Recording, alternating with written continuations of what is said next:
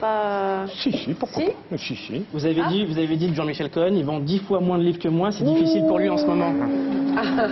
Qu'est-ce qui compte? C'est le nombre de kilos qu'on fait perdre aux gens ou c'est le nombre de livres qu'on vend? C'est ça, hein. Oui, c'était pas gentil, c'est vrai. C'était pas gentil Faites-lui parce un que... bisou. Non, mais vous savez... Un bisou? Faites-lui un bisou? Pas vraiment. Faites-lui un bisou? Non, bah non. Il veut pas, il veut pas. Il veut pas.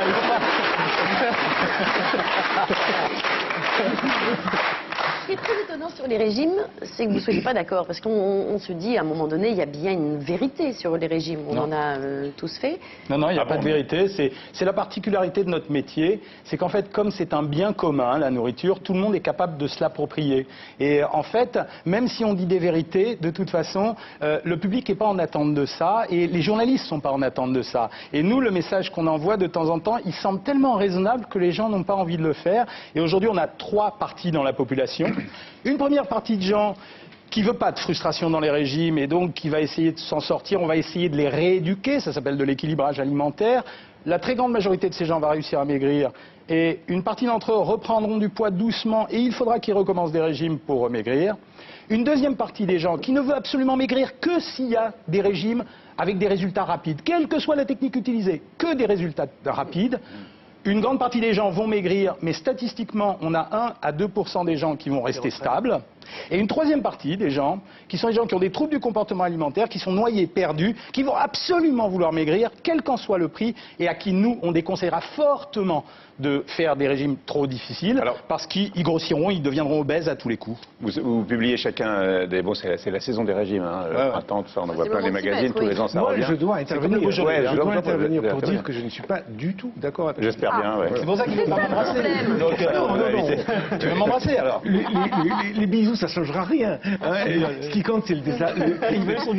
On a chacun une méthode, enfin pas une méthode, une philosophie du surpoids, et chacun l'applique à sa manière, si vous voulez. Hein. Alors, dans votre guide nutritionnel du camp, donc qui porte votre nom, oui.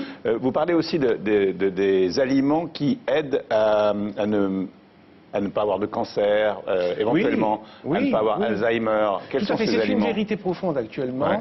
Le public est arrivé à maturité, il accepte cette idée, il revendique cette idée que les aliments sont sains. On peut se soigner quasiment avec ces aliments. Et c'est vrai. Ils sont bons. C'est-à-dire, vous avez dans votre famille un cancer, une inquiétude. Il y a des aliments comme le brocoli, comme le curcuma. Comment? L'abricot aussi. L'abricot, entre autres, oui. L'oignon. Là, il y a tous les aliments. Oui. Non, mais il y a des aliments qui sont quasiment des médications.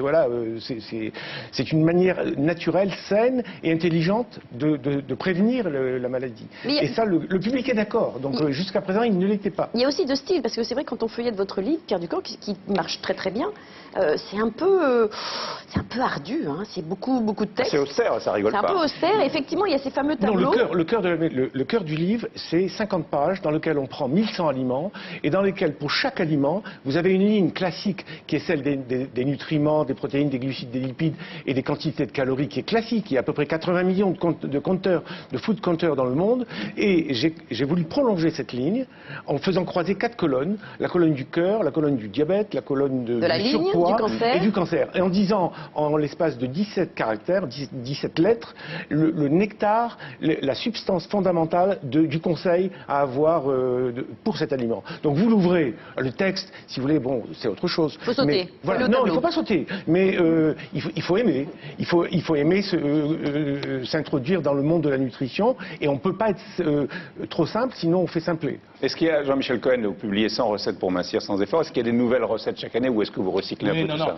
En fait, ça relevait d'une volonté de ma part, c'est que je trouve qu'on a trop théorisé la nourriture et que ça sert à rien de paniquer les gens. Il n'y a aucun aliment pour prévenir le cancer, il n'y a aucun aliment qui le donne. Donc ce qui dit c'est faux là. Non, il n'y a aucun aliment qui le donne et il n'y a aucun aliment qui prévient le cancer. Donc c'est sur ça que porte votre principal désaccord. Non, et je dis non. Qu'est-ce qui vous différencie? Et quand je parle de la cuisine, alors que je faisais jusqu'à présent de la théorisation de la nutrition, j'ai choisi de faire du pratique parce que je me suis rendu compte que justement les gens ne savent pas les choses essentielles de la nourriture, c'est-à-dire les cuisines. cuisiner, choisir les aliments, les accommoder. Et je trouvais qu'il fallait descendre un petit peu de niveau et justement se mettre à la portée des gens et leur donner des conseils pratiques. Et la principale différence, Mouloud a vous raison, avez lu c'est le rapport quoi de la Miviludes quand même. C'est-à-dire qu'il faut faire très attention à l'heure actuelle à une sectorisation de la nourriture. Ça veut dire qu'à force de donner des conseils trop prégnants sur les gens, c'est-à-dire qui leur font trop peur, on arrive à des déviances qui sont inquiétantes. Monsieur Fenech a souligné ça avec raison. Il faut faire très très attention. Moi, il y a des livres qui circulent contre le cancer. Je suis tout à fait opposé à ça. C'est une contre-vérité et ça terrorise la population pour rien. Pour rien. Donc, principale différence entre vous deux. La principale différence, La base, C'est qu'il ne veut pas me faire de bisous. Non, c'est que lui, si vous voulez, Oui. le système de calories, le système classique, le grand système classique qui existe depuis très très longtemps, le comptage des calories. 1200 calories, 1500 calories, 1800 calories, 800 calories. Moi, C'est la science, c'est la oui, science. mais moi, si vous voulez, c'est une science qui a fait la preuve de son inefficacité, puisque ça fait 60 ans qu'on fait ces mêmes régimes et que d'année sur année, on continue à avoir de plus en plus de gros. Moi, c'est tout à fait différent. J'ai un programme avec 4 phases, avec 100 aliments, 72 aliments riches en protéines, 28 aliments basés sur des légumes, et je dis à mes patients, ces 100 aliments, ils sont à vous. Vous partez dans la vie avec, c'est votre buffet personnel. Vous mangez là-dedans ce que vous voulez, la quantité que vous voulez, les mélanges que vous voulez, ils sont Et à tu vous. m'invites à manger? Et on boit ce Bien qu'on sûr. veut. On Oui. faut boire de l'eau, non? Et à partir de ça, si vous voulez, C'est un peu on atteint triste. le juste poids. Et la deuxième partie de mon programme, c'est maintenir le poids. Parce que la cause de l'échec aujourd'hui du surpoids dans le monde, c'est que les gens qui atteignent leur poids ne le gardent pas. Et ça, c'est la vraie faille. On va se retrouver après la pub donc avec vous deux et avec Béatrice Dalle. Donc, alors, pour ou contre les blagues. Non, Pour les blagues, ouais. pour ou contre certaines choses, parce que c'est vrai qu'on a du mal parfois à s'y retrouver, donc je vais vous proposer un certain nombre de situations, vous allez me dire si vous êtes pour ou contre. Béatrice aussi, tu peux, bien sûr, vous pouvez intervenir. Non, non, non. Alors, une cure de détox en ne mangeant que du raisin pendant une semaine, pour ou contre? Sûrement pas. Contre? D'accord, la même chose. Vous Béatrice, êtes sûrement contre, pas. Béatrice? Ah non, non, ni Elle n'a pas envie. Non, non. Moi, je vais pas faire de régime, moi, de toute façon. Se priver de sucreries après 17 heures, pour ou contre? Non, sûrement pas. Oui, Ah, oui, oui. il faut se priver, vous non. Oui, mais c'est ce que je disais tout à l'heure. C'est Vous êtes pas c'est une d'accord, donc. conception.